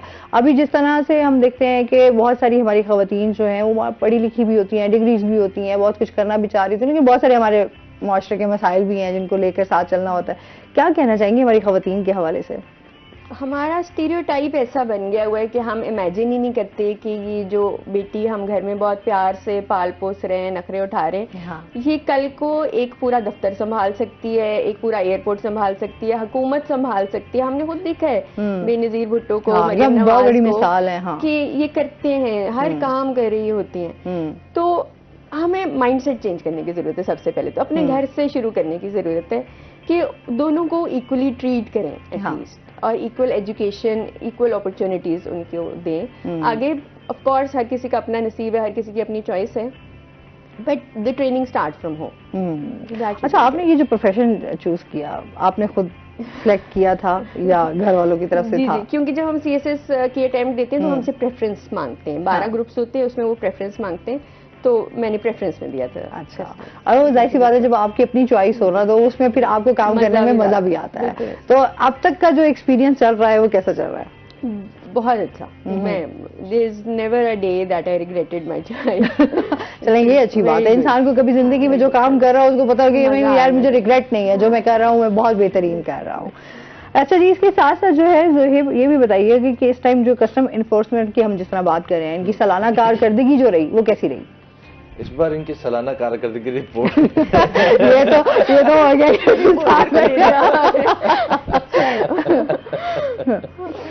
नहीं, 3 अरब 89 करोड़ से जायद मालियत का जो सामान है वो तहवील में लिया गया। और इस साल कुछ 2 कलेक्टर्स जो हैं उनका ट्रांसफ़र भी हुआ, और दोनों कलेक्टर्स की जानिब से जो है वो बेहतरीन कारकर्दगी का जो है मुजाहरा किया गया। चौधरी ताहिर साहब थे, उसके बाद विस्त्रो साहब ने जो है वो यहाँ पर रहे, और विस्त्रो साहब तो शॉर्ट टर्म के लिए मुल्तान में रहे। उससे पहले ताहिर साहब थे, फिर बाद में उनका इस्लामाबाद ट्रांसफ़र हो गया। तो दोनों अफसरान ने जो है वो बहुत अच्छा इन्फोर्समेंट के हवाले से जो है वो स्मगलिंग की रोकथाम के लिए बहुत से इकदाम किए। अब जो नए कलेक्टर्स कस्टम्स जो कि खुशदार से मुल्तान आए हैं, इमरान सजाद बुखारी साहब, तो वो भी नौजवान है, एनर्जेटिक हैं, और उनकी टीम भी जो है वो काफ़ी एनर्जेटिक और नौजवान है और पैशनेट है। तो ये स्मगलिंग की रोकथाम के लिए जिस तरह गवर्नमेंट की जानिब से भी जो स्पेशल असाइनमेंट्स हैं कि हमने स्मगलिंग को जो है वो हर हाल में रोकना। तो स्मगलिंग बहुत, ईरानी डीजल बहुत स्मगल होता था, वो उसमें हमें करेंसी और गोल्ड की स्मगलिंग जो है वो एक टाइम था कि पीक पे चले गए थे, लेकिन अब वो डाउनफॉल हो गया। मतलब स्मगलिंग बहुत हद तक जो है वो रुक चुकी है, अब उसकी परसेंटेज बहुत कम हो चुकी है। तो अगर हम इनकी सालाना रिपोर्ट की बात करें तो 3 अरब 89 करोड़ से ज़ायद मालियत का जो सामान है वो तहवील में लिया गया, और सबसे ज़्यादा केसेस जो हैं वो दिसंबर में बने। इमरान सजाद बुखारी और मैडम मरियम जमीला की निगरानी में जो टीमें काफ़ी मुतहरिक थी एयरपोर्ट पर, तो 245 गाड़ियाँ, इंपोर्टेड गाड़ियाँ जो हैं वो पूरे साल में पकड़ी गई, और इसके साथ साथ 40 गाड़ियाँ तो दिसंबर में पकड़ी गई। और अगर सिगरेट्स की बात करें तो 18 करोड़ से ज़ायद मालियत के सिगरेट्स तहवील में लिए गए। सामान में ईरानी डीजल, कपड़ा, इंपोर्टेड कपड़ा, और साथ साथ ईरानी जूस, सिगरेट्स, गुटखा, छालियाँ वगैरह, ये गुड्स के जो सामान थे, और साथ साथ गाड़ियाँ भी थी। तो ये सामान, सबसे कम अगर केस की बात करें तो जुलाई में सिर्फ 11 केसेस जो हैं वो बने थे। तो इस तरह दिसंबर की रिपोर्ट जो है वो पूरे साल में बाजी ले गई इनकी, और 40 जो गाड़ियाँ वो पकड़ी गई। और अगर दिसंबर में केसेस की बात करें तो 113 टोटल जो केसेस हैं वो दिसंबर में बनाए गए, और इसमें एक FIR भी जो है वो लॉन्च की गई। 2 गैर मुल्कियों को भी पकड़ा गया जो कि सिगरेट की स्मगलिंग में इन्वॉल्व थे, और इसी तरह जो कार्रवाइयों का जो सिलसिला है वो जारी, जब 2024 जो है वो स्टार्ट हो चुका है, तो अब ये देखना है कि 2024 में एयरपोर्ट पे मामला सही, इंटेलिजेंस विंग इनके काफ़ी मुतहरिक हैं। तो इसी तरह जो कार्रवाइयों का जो सिलसिला है, अगर इनको कोई रिपोर्ट आ जाती है कि किसी भी फ्लाइट से कोई पैसेंजर है ऐसा, अगर वहाँ पर कोई वीआईपी मूवमेंट्स वगैरह इस तरह नहीं है, तो वहाँ पर फौरी तौर पर मैडम मरियम खुद वहाँ पर जाती हैं, वहाँ पर मैनेज करती हैं तमाम तर मामला को, जो कि हमने देखा है। तो इसी तरह एयरपोर्ट पर स्मगलिंग जो है वो हमें अब इसमें काफी कमी हो गई है। सबसे अच्छी बात ये कि इन्होंने फैसिलिटेशन डेस्क भी जो है वो कायम कर दिया एयरपोर्ट पर। अच्छा, जाहिर सी बात है, लोगों के लिए जितनी आसानियां होंगी फिर तमाम चीजें उसी तरीके से जो है वो बेहतरी की तरफ भी जाएंगी। मरीम, बहुत शुक्रिया, बहुत अच्छा लगा आप हमारे शो का हिस्सा बनी। ज़ुहैब, आपका भी बहुत शुक्रिया। और इसके साथ ही नाज़रीन, अभी हमने ब्रेक पे जाना है, जब हम ब्रेक से वापस आएंगे तो हमारे साथ कुछ और गेस्ट मौजूद होंगे, तो हमारे साथ रहिएगा।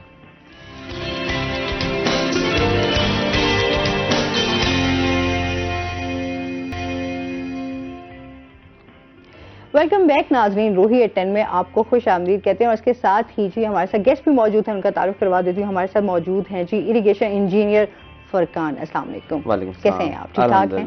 वेलकम कहते हैं अपने शो में आपको। और इसके साथ ही जो हमारे साथ दूसरे गेस्ट मौजूद हैं वो हैं जी मलिक हुसैन अहमद मदनी, आज हमारे साथ मौजूद हैं, जो कि हर्बलिस्ट हैं। अस्सलाम वालेकुम, कैसे हैं आप? ठीक ठाक हैं? वेलकम कहते हैं अपने शो में आपको। अच्छा जी, आज हम बात करेंगे इनसे, सबसे पहले तो हम एग्रीकल्चर के हवाले से भी इनसे बात करें। इरिगेशन जो है वो किस तरह से ये काम कर रहा है, इनकी क्या क्या एक्टिविटीज़ होती हैं, इस हवाले से इनसे जानेंगे। और साथ ही आज का जो हमारा टॉपिक है मलिक साहब के साथ, वो है जी आज हम हजामा पे बात करने जा रहे हैं। ये क्या है, किस तरीके से, क्योंकि ये तो सुन्नत है, इस तरह मेरे ख्याल में तमाम लोगों को पता भी है, तो कौन कौन सी बीमारियां ऐसी हैं जिससे जो है इसका इलाज किया जा सकता है, इस पर आज हम इनसे बात करेंगे। अच्छा जी, इसके साथ ही जो है हम फुरकान से जानेंगे। फुरकान, आपकी जर्नी कैसी रही, थोड़ा सा आपके से रिलेटेड जानेंगे, फिर इसके बाद जो हम एग्रीकल्चर के हवाले से बात करेंगे आपसे। जी, सो I have done my engineering in mechatronics and control engineering from UT Lahore and I was graduated in 2019.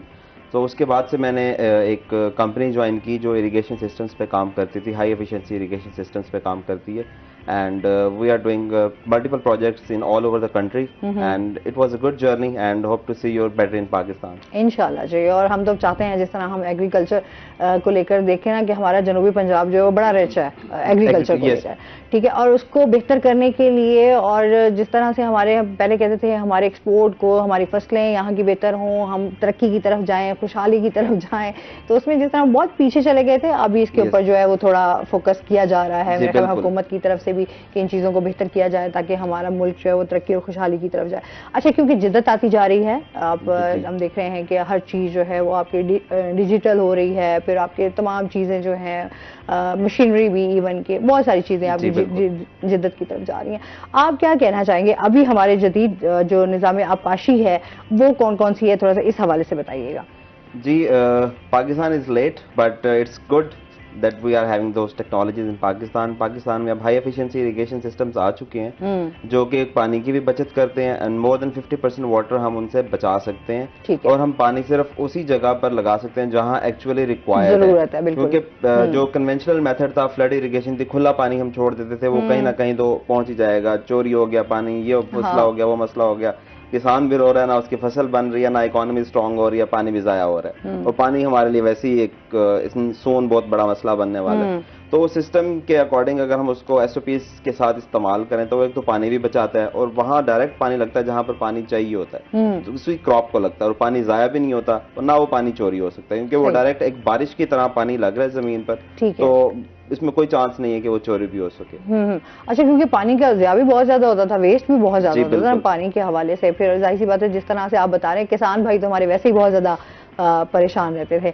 अच्छा, अभी आपके जो प्रोजेक्ट चल रहे हैं उस हवाले से थोड़ा सा हमें बताइए, उसको आप किस तरह से लेके चल रहे हैं? जी, अभी हमारा एक रिसेंटली प्रोजेक्ट हुआ था जो कि अब कंप्लीशन स्टेज में है, मुल्तान के पास है एक प्रोजेक्ट, वहाँ पर बिल्कुल सैंड ड्यून्स थे, बहुत ऊंचे ऊंचे रेत के टीले थे, तो हमने उनको एक रफ लेवल किया, जीरो लेवल नहीं किया हमने, क्योंकि जो एग्रीकल्चर के लिए जरूरत होता है कि पानी पहुंचाने के लिए आपको 0 डिग्री लेवल चाहिए होता है, सही। तो इस सिस्टम के अकॉर्डिंग हमें नहीं चाहिए होता, हमें एक स्लोप चाहिए होता है, 16% एलिवेशन पे ये सिस्टम काम कर सकता है। तो वो अब जो सैंड ड्यून्स थे ना, तो वो अब ग्रीन लश फील्ड्स बन चुकी हुई हैं, ग्रीन स्पॉट्स बन चुके हैं। अगर आप सैटेलाइट से देखें या ड्रोन इमेजरी आप उसकी देखें तो वो सर्कल्स आपको ग्रीन नजर आ रहे हैं और साइडों पे रेत है। तो वहां से वो जो है ना एग्रीकल्चर क्रॉप प्रोड्यूस होती है और वो एक्सपोर्ट हो रही है, इकोनॉमी भी स्ट्रांग हो रही है, वाटर सेविंग भी हो रही है, एनर्जी कॉस्ट भी बच रही है, लेबर कॉस्ट भी बच रही है। तो ठीक है। अच्छा जी, अभी आपसे इस पे मजीद भी बात करते हैं, साथ ही जो है मलिक साहब से जानते हैं इसमें हजामा के हवाले से जो है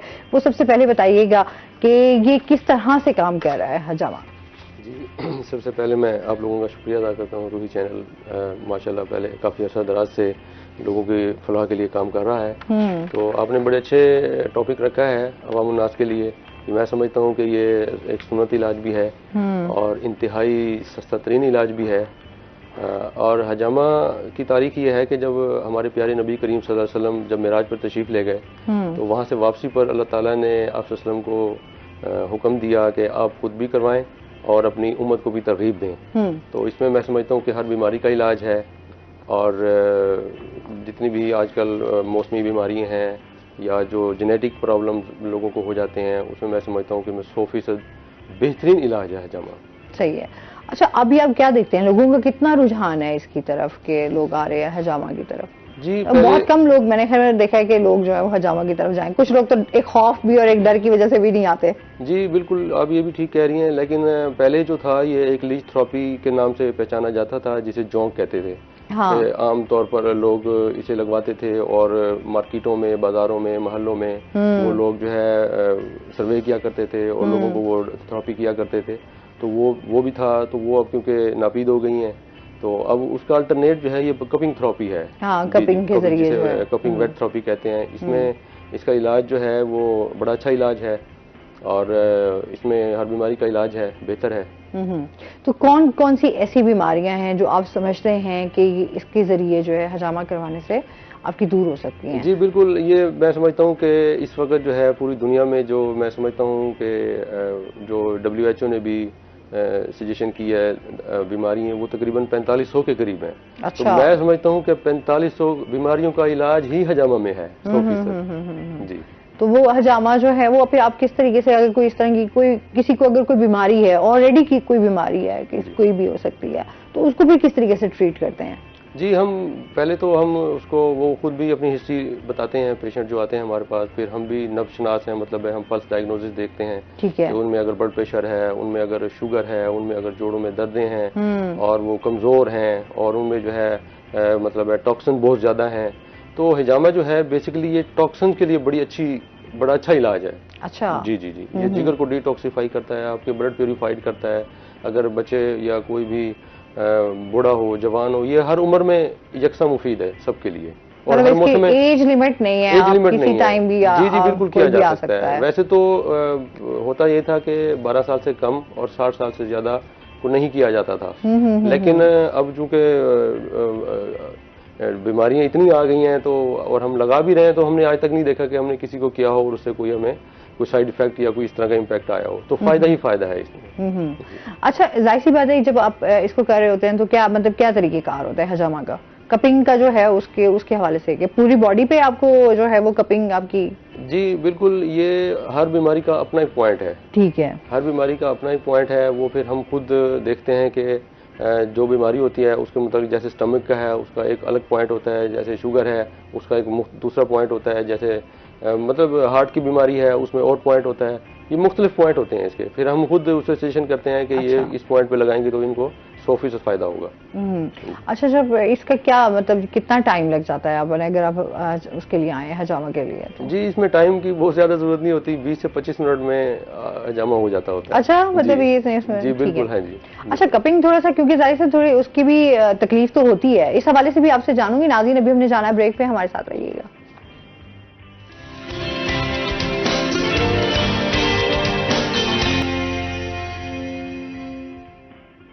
वेलकम बैक नाज़रीन। अच्छा जी, फुरकान से हम बात कर रहे थे इनके प्रोजेक्ट के हवाले से कि किस तरीके से इनका प्रोजेक्ट जो है वो काम कर रहा है। जी फुरकान। जी, तो इस प्रोजेक्ट्स के लिए पहले तो हमें ये डिसाइड करना होता है कि हमने पानी उस प्रोजेक्ट के लिए जो पानी की जरूरत है वो हमने कहाँ से लेना है। ठीक है। If underground water is available, perfect, हम वहीं पर वेल ड्रिल करते हैं, वहीं से पानी उठाते हैं और हम सिस्टम में डाल के उसको आर्टिफिशियल रेन के थ्रू हम फसल को पानी लगा देते हैं। इन केस अगर अंडरग्राउंड वाटर अवेलेबल नहीं है तो किसी नहर से या पास में कोई डैम होता है या रिजर्वायर होता है, हम वहां से पानी लेते हैं और वो अंडरग्राउंड पाइपलाइंस में जाता है। प्रेशराइज सिस्टम्स होते हैं, उस पाइपलाइंस में जाके फिर सिस्टम में आता है और वो फिर उसके थ्रू पानी दे सकते हैं हम। और सेम उसी पाइपलाइंस और उसी स्प्रिंकलर्स के थ्रू हम फसलों को खाद भी दे सकते हैं। तो it's saving an extra energy और एक्स्ट्रा एक जो मैन पावर है वो भी इसको सेव कर रही होती है। ठीक है। तो जब एक आर्टिफिशियल रेन के अकॉर्डिंग जा रहा होता है तो वो पूरी क्रॉप को यूनिफॉर्म पानी लगता है, हर पौधे को बराबर पानी लगना, और पूरी आप अगर खड़े होकर फील्ड में देखें पूरी आपको एक यूनिफॉर्म क्रॉप नजर आती है। तो वो एक तो देखने में भी अच्छी लगती है और उसकी यील्ड भी बहुत अच्छी होती है कंपेयर टू कन्वेंशनल मेथड्स। अच्छा, अभी जिस तरह मौसम के हवाले से भी हम देखते हैं ना कि कौन सा मौसम जो है कौन सी फसल के लिए बहुत ज्यादा बेहतर है। अच्छा, जिस तरह अभी आपने बताया कि फसलों को जिस तरह से हम एक होता था कि पानी छोड़ देते थे, अभी हमें ये आइडिया ही नहीं होता था कि जी पानी कितना, किस फसल को कितना चाहिए पानी। जरूरत से ज्यादा अगर उसको पानी मिल गया है तो जाहिर सी बात है वो उस तरीके से ग्रो नहीं कर पाएगी फसल। तो इस हवाले से भी जो है वो बहुत सारी चीजें जो है वो देखनी पड़ती हैं। इसमें ये होता है कि हर क्रॉप की एक क्रॉप वाटर रिक्वायरमेंट होती है जो उसको एक दिन के अंदर अंदर हमें फीड करनी होती है। अब इंसान का मेटाबॉलिज्म है, उसको एक दिन से 5 से 10 ग्लास पानी पीने होते हैं, चाहिए होते हैं, तभी वो एक अच्छा ग्रो कर पाता है। इसी तरह हर फसल को भी एक specific amount of water required होता है जिसको हम बोलते हैं क्रॉप वाटर रिक्वायरमेंट। और फिर वो पानी सूरज की जो गर्मी की वजह से एवेपोरेट भी होता है, उसकी ET नॉट वैल्यू होती है, वो भी कंसीडर की जाती है। फिर उसी रिगार्डिंग ही उसी हिसाब से ही सिस्टम डिजाइन किया जाता है कि इस फसल को कितना पानी रिक्वायर्ड है। जो सबसे ज्यादा जिस फसल को पानी रिक्वायर्ड होता है वो अल्फा होती है, जो कि एक फॉडर क्रॉप है और वो डेयरी को दी जाती है, फीड की जाती है, और वो एक बहुत कैश क्रॉप है जो कि एक्सपोर्ट भी हो रही है, पाकिस्तान से बाहर एक्सपोर्ट हो रही है। सही। अच्छा, अभी आप ये समझते हैं कितनी इसमें आप किसानों के हवाले से थोड़ी सी बात कर लेती हूँ, क्योंकि उनको अवेयरनेस बहुत ज्यादा उनकी अब जरूरत है। पुराने तरीकों से वो चल रहे होते हैं, अब उनको चाहिए होता है कि यार आप थोड़ा सा मॉडरेट हो, थोड़ा इस तरफ आए कि अब जिस तरह टेक्नोलॉजी एडवांस हो रही है आपको भी एडवांस होना पड़ेगा ताकि आपकी फसल बेहतर हो सके। उस हवाले से भी बताइएगा किसानों के क्या क्या मसाइल देखते हैं। जी, किसानों के मसाइल, उनका सबसे बड़ा मसला ये होता है कि उनको पानी टाइम पे नहीं मिलता, जो नहरी पानी होता है। जो मिलता है तो वो बड़े वडेरे जो और इस तरह की चोरी हो जाता है पानी। और अगर कोई फार्मर है उसके बंदे काम कर रहे हैं तो वो खाद चोरी कर लेते हैं, वो डीजल चोरी कर लेते हैं। I have literally seen with my eyes कि एक फार्मर के बंदों ने रेत के टीले के अंदर खाद की बोरियां छुपाई नहीं थी और उसने वहां से वो निकाली। तो फिर सिस्टम के अकॉर्डिंग आप एक कैलकुलेटेड अमाउंट ऑफ फर्टिलाइजर भी डालते हैं, उसी टैंक में डालते हैं, वो आप मोबाइल पे भी दे सकते हैं कि कितनी जा रही है। ठीक है। आप उसमें पानी भी आप कंट्रोल कर सकते हैं कि कितना पानी किस टाइम पे लगाना है, आप मोबाइल से कंट्रोल कर सकते हैं। आप देख, if you are not available on the farm, आप मोबाइल से उसको कंट्रोल कर सकते हैं, कंप्यूटर से देख सकते हैं। और बाकी एक तो गवर्नमेंट ऑफ पंजाब ने एक अच्छा स्टेप लिया है, on form water management department. Her district में इनके ऑफिसेज हैं। ठीक है। तो हर डिस्ट्रिक्ट में इनके ऑफिसेज हैं और गवर्नमेंट सब्सिडी भी दे रही है इन प्रोजेक्ट्स पे, इन सिस्टम्स पे। तो वो अगर उनको जाके बताएं कि हमारा इतना रकबा है, हमारा इतना एकड़ेज है और हमें सिस्टम चाहिए, तो वो बेहतर गाइड करते हैं। ठीक है। तो मतलब किसानों की उस तरीके से आप देख रहे हैं कि उनमें भी अब जो है वो एडवांस की तरफ वो जा रहे हैं। जी जी बिल्कुल। अच्छा, कौन कौन सी ऐसी फसल है जिसपे आप समझते हैं कि ये सिस्टम बेहतर काम कर रहा है? जी, ये हर किस्म की फसल पे काम कर सकता है। जी बिल्कुल, ठीक हो गया। इसमें कोई ऐसा नहीं है कि इस फसल पे ये काम नहीं कर सकता, ये इस फसल पे कर सकता है। ये जितनी भी पाकिस्तान में क्रॉप्स होती हैं और हो रही हैं वो सब पे कर सकता है। ठीक है। अच्छा, जिस तरह अभी हम एक बात करते हैं कि खुराक की कमी का हमें जो बहुत ज्यादा हम देखते हैं कि खुराक की कमी का बहरान जो है वो हमें देखना पड़ेगा, फेस भी कर रहे हैं, उस हवाले से आप क्या कहना चाहेंगे? ये सिस्टम किस तरह से उस पर काम करता है? खुराक में दो बड़ी मेन चीजें आती हैं, आपका दूध और मीट, गोश्त। तो जब हम इस इरिगेशन सिस्टम के थ्रू फसल तैयार करते हैं, क्रॉप तैयार करते हैं, वो क्रॉप होती है फोडर क्रॉप। अगर हम फोडर क्रॉप तैयार करते हैं वो 20 दिन 21 दिन में उसका एक कट तैयार हो जाता है और उसके फिर 21 दिन बाद फिर दोबारा हम कट उसका ले सकते हैं। मौसम के अकॉर्डिंग हम वो ऊपर नीचे भी हो जाता है। तो वो जब हम डेयरीज को सप्लाई करते हैं, डेयरीज अपनी जो उन्होंने मवेशी रखे होते हैं, गाय रखी होती हैं, वो अच्छा दूध भी देती हैं, उनकी प्रोडक्टिविटी भी अच्छी हो जाती है उस अच्छे क्रॉप की वजह से, क्योंकि वो ऑर्गेनिक उनको आ रहा है, कोई उनको केमिकल नहीं जा रहा। तो वो एक दूध भी हमारा मसला हल हो जाता है, वहां से हमें एक अच्छी आउटपुट आती है। और दूसरा जो फैटनिंग एलिमेंट्स एनिमल्स होते हैं, जो फैटनिंग प्लांट्स होते हैं जिसमें हम उनका गोश्त हम जानवरों से लेते हैं, तो वो भी हमारा मसला हल हो जाता है। तो नेशनल सिक्योरिटी में ये एक बड़ा अहम किरदार अदा कर रहा है। तो आप क्या समझते हैं पाकिस्तान में उस तरीके से इसके ऊपर कितना अमल तक, क्योंकि तमाम चीजें आ तो रही हैं, चाहे स्लोली आ रही हैं, बट आप क्या समझते हैं इसके ऊपर जो है वो कितना काम हो रहा है? इस टेक्नोलॉजी पे काम शुरू हुआ था पाकिस्तान में समवेयर अराउंड 2000 और अभी तक पाकिस्तान में 100-102 सिस्टम्स ये लगे हैं डिफरेंट साइजेस पे, डिफरेंट प्लेसेस पे ऑल ओवर द पाकिस्तान, जो कि बहुत, मैं समझता हूँ कि काम है, बहुत ज्यादा होने चाहिए। जाहिर सी बात है, उस लिहाज से देखा जाए तो वाकई बहुत कम है। अगर हम पिछले 1-2 साल 3 साल देखें और अगला फोरकास्ट प्लान देखें, तो I think it's gonna be good. और इसके अलावा गवर्नमेंट ऑफ पाकिस्तान भी इस पे काम कर रही है, तो things have really started to shake, so इंशाल्लाह I am seeing a better future इंशाल्लाह जी। अच्छा जी, इसके साथ साथ हजामा के हवाले से मौसम की जैसे ना बात कर रहे थे अभी, क्योंकि बहुत ज्यादा सर्दियां हैं माशाल्लाह से, तो उस हवाले से बताइए कि कौन सा मौसम इसके लिए सूट है, इसमें जो है आप जाके हजामा करवा सकते हैं? बिल्कुल, ये तो हजामा में बड़ी अहम बात है। मौसम बहुत ज्यादा डिपेंड करता है। वो ऐसे है कि सख्त सर्दी और सख्त गर्मी में इसमें हजामा नहीं कराना चाहिए। ठीक है, यानी कि इससे आप या पहले करा लें या सख्त सर्दी गुजरने के बाद फिर आप कराया जा सकता है। ठीक है। और फिर इसकी चांद की जो तारीखें होती हैं उसका इनसे बड़ा गहरा ताल्लुक है। अच्छा, चांद की तारीखों के साथ? चांद की तारीख से हजामे का बहुत ही ज्यादा गहरा ताल्लुक है। अच्छा। एक तो फर्स्ट ऑफ ऑल उसमें ये होता है कि उसमें एक्स्ट्रा आपको सवाब मिलता है कि जब आप मिराज पर तशरीफ ले गए तो वहां पर आपको वो चांद की तारीखें दी गई।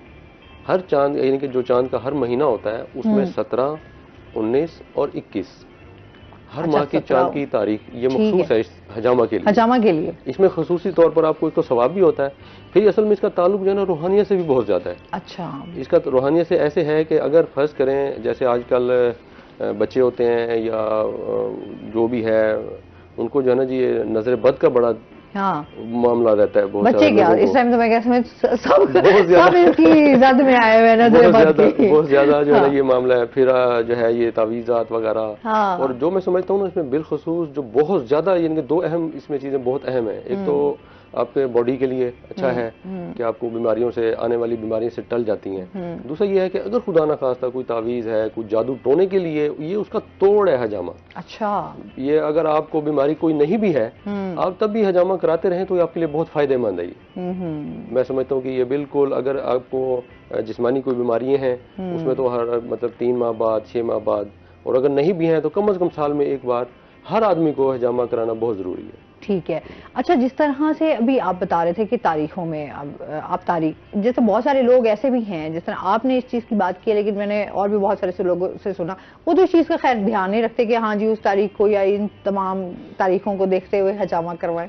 जी, इसमें अब तो डॉक्टर्स भी इस पे आ गए हैं हजामे वाली राय में। बिल्कुल ऐसी है, क्योंकि ये असूल इलाज है। देखें इसमें हमारी जो हिकमत, ये इसकी कोई हिकमत है, ये असूल इलाज है ये। और इसका जो तारीख का जो ताल्लुक है वो फिर मैं क्या कह सकता हूँ कि बस वो फिर दुकानदारी वाली बात हो जाती है कि लोग जो है ना उसको वो बताते नहीं है, बस जो आ जाता है वो ठीक है जी आप हजामा करा लें।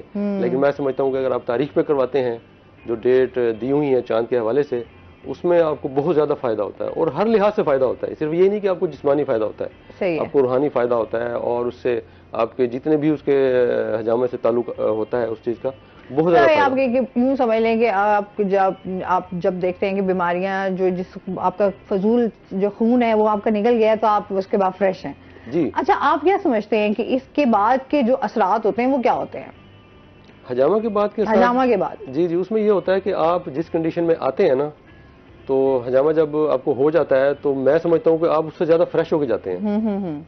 हजामा एक ऐसी चीज है, मतलब आप अपने आप को कंफर्टेबल महसूस करते हैं।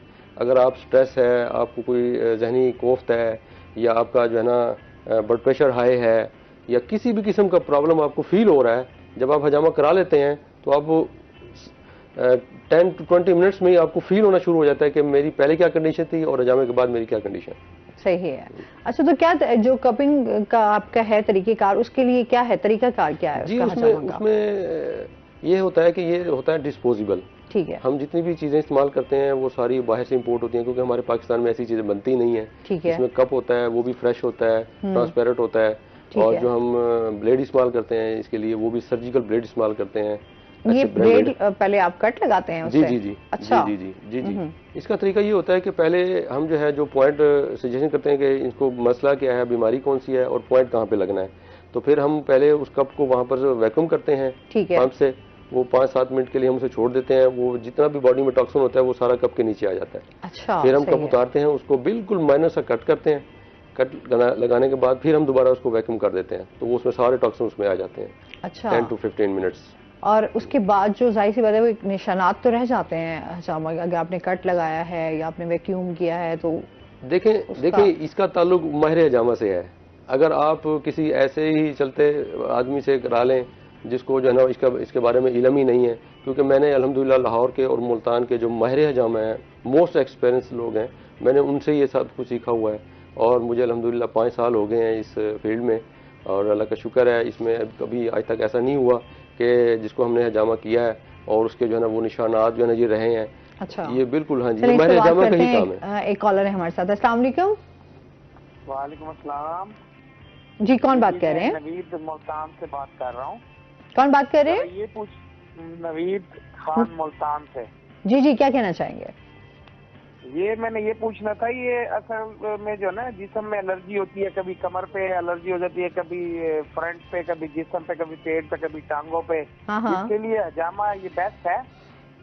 ठीक है जी, बहुत शुक्रिया कॉल करने का। वो कह रहे हैं कि जो एलर्जी वगैरह हो जाती है आपकी बॉडी पर, उसके लिए हजामा जो है वो फ़ायदेमंद है, उसके लिए करवा सकते हैं, क्योंकि बहुत सारे लोगों को, अच्छा ये एक ऐसी वबा आई थी कुछ टाइम पहले एलर्जी की, जिससे जो है ये बहुत सारे लोगों को, अभी तक खैर बहुत सारे लोग इसका शिकार हैं एलर्जी का। बिल्कुल है, ये भाई ने बड़ा अच्छा सवाल किया है। ये बिल्कुल 100% फ़ायदेमंद है आपको। बिल्कुल अभी तो चूँकि मौसम बहुत सख्त है, सर्द है बहुत ज़्यादा, तो जैसे ही मौसम बेहतर होता है तो इनको ज़रूर हजामा कराना चाहिए और इंशाल्लाह ताला ये हर 15 दिन में बाद करवाएं और 2 से 3 माह करवाएं, इंशाल्लाह ताला ये बिल्कुल ठीक हो जाएंगे। अच्छा, क्योंकि मेरे हमारे फैमिली में ये एक्सपीरियंस हुआ कि उन्होंने हजामा करवाया और उसके बाद जो उनके माथे के ऊपर जो है ना वो बिल्कुल कपिंग का जो है ना निशान वो रह गया। वो इतना जाहिर सी बात है, आपका फेस है उसके ऊपर इस तरह का नुमाया होना कि तो बड़ा लोगों के लिए फिर एक और हो जाता है कि यार अच्छा अगर इस तरह से करवाएंगे ये ना हो हमारे मुंह पर निशानात रह जाए या हमारी बॉडी पर निशानात रह जाए। जी बिल्कुल, ये मैं समझता हूँ कि ये जो हजामा माहिर हजामा जिनसे उन्होंने कराया है उनको कम से कम पॉइंट जो है वो देख कर लगाने चाहिए। ये पॉइंट नहीं है, चेहरा है, सर है। अब जितनी भी बहुत सारे लोगों ने ना ऐसे बाल कटवा के उसके बाद जो है नहीं, ये बिल्कुल नहीं, ये बिल्कुल गलत है, ये बिल्कुल नहीं कराना चाहिए। आपका हर बीमारी का आपकी हर बीमारी का जो पॉइंट है वो आपकी कमर पर, लेग्स पर, बाजुओं पर है, ठीक है, और जरूरत नहीं होती कि आप चेहरे पर लगाएं, जरूरत नहीं है, चेहरे पर जरूरत देखिए ये इंतहाई सेंसिटिव एरिया होता है। देखिए इसमें आप देखें ना, आपकी जो वेन्स होती हैं, वरीदें होती हैं और आर्टरीज होती हैं, वो इंतहाई सेंसिटिव होती हैं, चीजें बड़ी आपकी सेंसिटिव होती हैं। अच्छा, इस पे मजीद भी इनसे बात करते हैं। नाज़रीन, अभी हमने जाना है ब्रेक पे, हमारे साथ रहिएगा।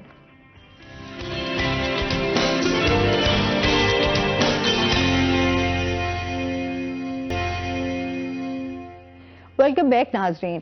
अच्छा जी, इसके साथ साथ फुरकान ये बताएं कि जिस तरह हम चाहते हैं कि हमारे यहाँ पे जो है वो पानी सेव हो सके, तो ये जो सिस्टम है उसको किस तरीके से जो है वो आप बताएं कि काम करता है कि पानी को सेव किया जा सके। जी, इन बैक हम जब फ्लड इरिगेशन करते थे तो हम खुले खालों में पानी चला देते थे, तो वो जिस रास्ते से पानी जाता था वहां पर भी ऑब्वियसली अब्जॉर्ब होगा, वहां पर भी वेस्टेज होती है।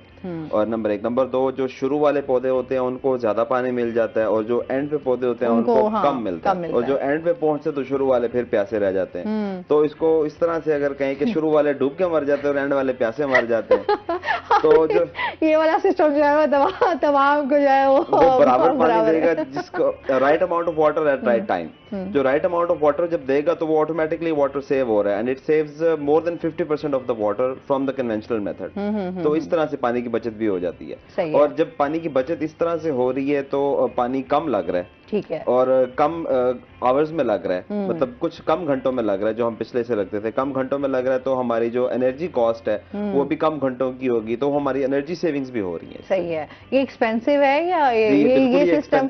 हाँ, मैं पूछ रही हूँ, आप बेचारे हमारे किसान भाई खुश तो हो रहे हो, चलो यार ये हमारे लिए कोई अच्छा सिस्टम आ रहा है, तो ये आया हमारे लिए जो है वो बेहतर है, एक्सपेंसिव है या इसमें थोड़ा रिलीफ है, कोई सस्ता है? अगर प्राइवेट कस्टमर अगर खुद से लगवाना चाहे तो बहुत एक्सपेंसिव है।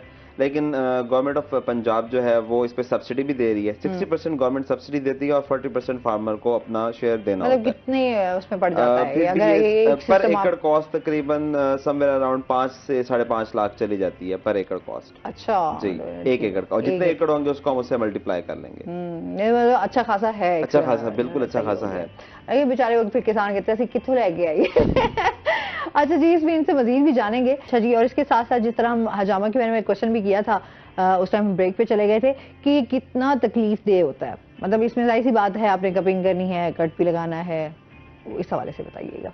जी आसमा साहिबा, पहली बात तो यह है कि इसमें मतलब अल्हम्दुलिल्लाह कोई इसमें पेन नहीं होता, कोई इसमें तकलीफ नहीं होती, और लोग शायद ये समझ रहे होते हैं कि हम जो है ना शायद कोई पहले उसे कोई इंजेक्ट करते हैं, उस जगह को सुन करते हैं, हाँ, मतलब कोई मेडिसिन इस तरह की इस्तेमाल करके और उसके बाद कतई ऐसा नहीं है इसमें। तो उसमें जी जी कंफर्टेबल हैं, पानी पी लें। जी, जी, जी, कोई बात नहीं। हाँ। तो उसमें यह है कि इसमें ऐसी कोई चीज़ हम इस्तेमाल नहीं करते जिससे जो है उसको कोई ऐसा नशावर कोई चीज़ दी जाए। हाँ। तो वो अपने होशो हवास में होते हैं और हजामा हो जाता है और बिल्कुल फील भी नहीं होता कि हम जो है ना इतना माइनर सा कट होता है, क्योंकि हमारा जो कट होता है ना वो ना तो हम किसी शरियान को कट करते हैं ना ही किसी वरीद को। जो स्किन होती है, स्किन के नीचे ही जो हमारी कैपिलरीज होती हैं बिल्कुल बाल से बारीक कट लगता तो है ना, जाहिर सी बात है, वो बिल्कुल ऐसे जैसे हल्की सी चुभन सी होती है बस। अच्छा, फिर जब आपने हजामा कर लिया, आपको हो गया, उसके बाद जाहिर सी बात है थोड़े कपिंग के निशानात जो रह जाते हैं वो फिर उसके लिए वो चंद घंटे में खत्म हो जाते हैं, खुद ब खुद होते हैं, मतलब उसके लिए कोई मेडिसिन कोई इस तरह का जो है आप तरीका जो है वो नहीं करते कि वो ठीक हो गया। अच्छा, इसके बाद जो है अगर आपने बच्चों को हजामा करवाना हो तो कितनी एज के बच्चे हों और उन पे जो है वो हजामा उनका हो सकता है? जी, बच्चों की जो हजामे का ताल्लुक है वो कम से कम 12 साल हो। अच्छा, ठीक है। जी जी, 12 साल से लेकर 60 साल की उम्र तक वो हजामा बड़ा ज़बरदस्त होता है। और अगर कोई सुगर डिजीज़ है बच्चे को या 60 साल से बड़े उम्र के आदमी को या ख़वातीन को, तो वो भी लगवा सकती हैं। इसमें कोई ऐसा नहीं है कि वो नहीं लगवा सकती, ऐसा नहीं है। ठीक है, चलें जी, ख़वातीन के हवाले से भी इनसे जानेंगे। नाज़रीन, अभी हमने जाना है ब्रेक पे, हमारे साथ रहिएगा।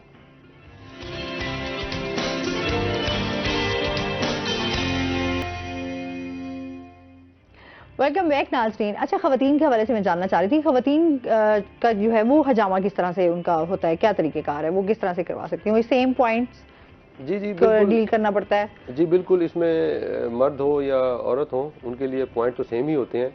तो इसमें ये है कि भी खातून ही होते हैं, इसमें भी खातून की जरूरत पड़ती होगी, जाहिर सी बात है। खातून बिल्कुल, अगर इस्लामी पॉइंट ऑफ व्यू से देखें तो बिल्कुल खातून का हिजामा खातून को ही करना चाहिए, ना कि मतलब है किसी मर्द को। तो लेकिन आजकल जैसे ट्रेंड चला हुआ है, मतलब यहाँ तो डॉक्टर जो है ना डॉक्टर्स भी कर रहे होते हैं, सर्जरी भी होती है, तो इसमें ऐसा कोई मसला नहीं है, क्योंकि हम जनरल पॉइंट लगाते होते हैं। तो जनरल पॉइंट हमारा जो है, एक जनरल पॉइंट जो है ना वो हमारा बड़ा अहम पॉइंट होता है, जिसे हम कहते हैं सर्वाइकल, इनके C7T1। ये हम हर पेशेंट को रिकमेंड करते हैं कि ये पॉइंट लाजमी लगवाएं, क्योंकि इस एक पॉइंट में 72 बीमारियों का इलाज है। अच्छा, ये ऐसा एक अहम तरीन पॉइंट है, और आप सल्लल्लाहु अलैहि वसल्लम ने जब भी हजामा कराया है ये पॉइंट लाजमी कराया है। सही जी, इसका ख्याल करना पड़ता है। ठीक हो गया। अच्छा जी, और इसके साथ साथ जो है हुकूमत की तरफ से भी बताइएगा कि कौन कौन से, क्योंकि जाहिर सी बात है यहाँ पे तो हर बंदे, फिर जो वो एक ट्रेंड चलता है ना, एक बंदा कर रहा है तो फिर वो 100 बंदे आ जाते हैं, जिसको काम नहीं भी आता होगा वो भी करने बैठ जाता है। जी, ये बड़ा अहम सवाल किया आपने, और हम भी खुद देख रहे होते हैं कि नॉन क्वालिफाइड लोग जो है ना हजामा कर रहे होते हैं, जो मैं समझता हूँ खतरे से खाली नहीं होता। हाँ। क्योंकि वो नॉन एक्सपीरियंस होते हैं, उनको इल्म नहीं होता कि कौन सा पॉइंट कहाँ पर लगाना है, किस तरह से लगाना है। और यहाँ तक तो मैं ये भी देखता हूँ कि जो ये इस तरह के लोग हैं क्वैक्स, वो जो है मतलब है ये जो शेविंग ब्लेड होता है वो इससे हजामा करते हैं। तो मैं समझता हूँ कि ये बड़ा खतरनाक है। दांतों के हवाले से हम देखते नहीं है कितने लोग बैठे होते हैं, वो अपनी तरफ से डॉक्टर बने हुए हैं। खतरनाक चीज है ये। तो इस अब ये जो हजामा जो भी कराना चाहता है, जहाँ भी किसी के पास वो कराना जाते हैं, तो वो पहले मतलब उसको पहले आप तसल्ली करें कि आया ये क्वालिफाइड है, इसको काम भी आता है या नहीं आता। हमारी जो तीब कौंसल है उसकी तरफ से वो ऑथराइज है या उसके पास सर्टिफिकेट है कि वो हजामा करने का मजाज रखता है, तो ठीक है, अदरवाइज वो पता चले कि वो बीमारियों का जितना इलाज करवाने गया मरीज बीमार होकर बैठ गया। बिल्कुल ऐसा हो, तो बहुत ज्यादा इसका जो है वो बिल्कुल। इससे देखिए ना, अब जैसे मतलब है लोगों को बीमारियां होती हैं, जैसे अगर हजामा थेरेपिस्ट है, वही उसको ही अगर कोई बीमारी है और वो जो है ना इस तरह के मतलब चीजों से वो किसी का हजामा करता है, तो उसके वो 100% खतरा है कि वो बीमारी उसमें ट्रांसफर हो सकती है। बिल्कुल जैसे शेविंग ब्लेड मैं समझता हूँ खतरनाक चीज है कि वो इस तरह से ख्याल। अब ये तमाम चीजें जो भी आप इस्तेमाल कर रहे हैं उसमें आपके जो आलात हैं उनको आपको जो है वो उसका भी ख्याल रखना चाहिए। अच्छा जी, इसके साथ ही जिस तरह हम बात कर रहे थे कि इरिगेशन जो सिस्टम है आप क्या समझते हैं, ये एनर्जी सोर्स इसके हवाले से भी हमें बताइएगा, और सेकेंडली ये भी बताइएगा कि जो इसका रिमोट कंट्रोल है उसमें किस तरह के ऑप्शंस हैं, किस तरीके से आप इसको सिस्टम को चला सकते हैं। जी, इसके एनर्जी सोर्स डिफरेंट हो सकते हैं। एनर्जी सोर्स सबसे बड़ा तो पाकिस्तान में बस ग्रिड होता है, वापडा, वापडा पे हम इसको चला सकते हैं। ठीक है। इसके अलावा अगर हमने कोई एक अल्टरनेटिव सोर्स रखना है तो हम इसको जनरेटर, डीजल जनरेटर पे भी चला सकते हैं। ठीक है। लेकिन रिसेंटली सोलर की एक बहुत टेक्नोलॉजी पाकिस्तान में हिट हुई है, तो हम उसको सोलर के साथ भी चला सकते हैं। स्टैंड अलोन वापडा पे भी चल सकता है, स्टैंड अलोन जनरेटर पे भी चल सकता है, लेकिन स्टैंड अलोन सोलर पे नहीं चल सकता। सोलर को हमें किसी न किसी चीज के साथ हाइब्रिड करना पड़ता है। तो जो एक बेस्ट ऑप्शन सिनेरियो बनता है वो बनता है वापडा, जनरेटर और सोलर, तीनों का कॉम्बिनेशन सिंक्रोनाइज करके जितनी पावर हमें चाहिए वो सिस्टम यूटिलाइज कर लेगा। और आपका दूसरा सवाल था कि इसमें रिमोट कंट्रोल ऑप्शंस कौन कौन से हैं। इसमें रिमोट कंट्रोल ऑप्शंस ये हैं कि आप ये पूरी मशीन जो है, पूरा सिस्टम जो है, ये आप अगर आप फार्म पे नहीं है, अगर आपके एम्प्लॉयज फार्म पे काम कर रहे हैं और आप चेक करना चाह रहे हैं, उसको मॉनिटर भी कर सकते हैं कि आपका सिस्टम चल रहा है, किस स्पीड पे चल रहा है, कितना पानी दे रहा है, कितने घंटे के लिए और चलेगा, और वो भी किस कोऑर्डिनेट्स पे है, तो वो भी आप चेक कर सकते हैं। और आप उसको स्टॉप भी कर सकते हैं, चला भी सकते हैं, पानी की क्वांटिटी को इंक्रीज और डिक्रीज भी कर सकते हैं। ठीक है। इसके अलावा एक और सेंसर होता है जो हम जमीन में लगाते हैं, उसी फसल के दरमियान में कहीं जमीन पे लगाते हैं, और एक वेदर स्टेशन होता है जो हम उस फसल के बाहर लगाते हैं। लेट्स से अगर बारिश आ रही है तो हमें उस सिस्टम को चलाने की जरूरत नहीं है, क्योंकि हमें एक नेचुरल मिल रहा है, तो हम अपना सेव करें रिसोर्सेज को। तो वो जो वेदर स्टेशन जो आउटसाइड ऑफ दैट फील्ड लगा हुआ है, तो वो जब बारिश आएगी उसकी रेन गेज में, तो वो एक सिग्नल देगा सिस्टम को कि एक बारिश हो रही है, तो वो सिस्टम जो है ना वो सब कुछ खुद ही बंद कर देगा। ठीक है। और जो सेंसर जो जमीन में लगा हुआ है वो जमीन के नीचे देखेगा कि कितना मॉइस्चर है और इस फसल को कितना पानी चाहिए। वो आपको रिकमेंडेशंस देगा कि इस टाइम पे इसको इतना पानी चाहिए। वो आपको एक पूरा एक चार्ट बना के देता है कि आज 10 जनवरी है, 10 जनवरी को इतनी इरिगेशन रिक्वायर्ड है, 11 को इतनी इरिगेशन रिक्वायर्ड है। वो क्रॉप स्टेज के लाइक पौधा छोटा था तो उसको कम पानी चाहिए, पौधा बड़ा तो उसको ज्यादा पानी चाहिए। क्रॉप स्टेज के हिसाब से वो भी डिफर कर रहा होता है। अच्छा, मैं अभी ब्रेक में भी जो है वो पूछ रही थी फरकान से कि कपास क्योंकि स्पेशली हमारे लिए यहाँ पर हम देखते थे ना, जिसको कपास को बहुत ज्यादा यहाँ पर काश्त की जाती थी, लेकिन अभी हम देखते हैं कि उस तरीके से क्योंकि जाहिर सी बात है थोड़ा किसानों के लिए भी मुश्किलात हैं। इस फसल के ऊपर ये जो सिस्टम है ये किस तरह से काम कर सकता है? तो ये सिस्टम, ये जो एक तो क्वेश्चन जो बड़ा ट्रिकी है, क्योंकि जो हमारी वैरायटी पाकिस्तान में यूज होती है सीड की, बीज की, वो इतनी एडवांस टेक्नोलॉजी में नहीं अभी प्रोड्यूस हो रही कि वो सिंगल ब्लूम हो, लाइक एक ही बार उसका वो जो फल होता है वो फूले और उसमें से जो आपने कपास निकालनी एक ही बार निकाल लें, उसके बाद आप उसको हार्वेस्ट कर दें। इस तरह की टेक्नोलॉजी हमारे पास नहीं है। यूएस में है और काफ़ी जगहों पे है। पाकिस्तान में वो मल्टीपल ब्लूम्स होते हैं, 2 से 3 बार मैनुअली हमारी जो है ना वो देहात में औरतें जाती हैं और वो उसको निकालती हैं। यार वैसे वो बड़ा खूबसूरत मंजर होता है ना। मैंने खुद भी ट्राई किया हुआ है, कितना पता लगता है कि आप जो है वो उसी तरीके का कॉस्ट्यूम पहन के और आप ये काम। तो फिर उसका एक ट्रिक ये यूज होती है कि आपको उस टाइम पे जो पानी चाहिए, तो आप उसके जो इरिगेशन स्केजुलिंग है, जो आप स्केजुअल करेंगे right at time of seeding, जब आप बिजाई कर रहे हैं उस फसल की, तो आप उसको जो है ना ओवर इरिगेट करते आएंगे। लाइक जहां पर आपने फॉर एग्जांपल 8 mm पानी देना, वहां आप 10 mm देते हैं, तो वो उसकी जब ओवर इरिगेशन होती जाएगी तो वो at the end of the day उसको पानी की जो जरूरत होगी वो खुद ही यूटिलाइज कर लेगा।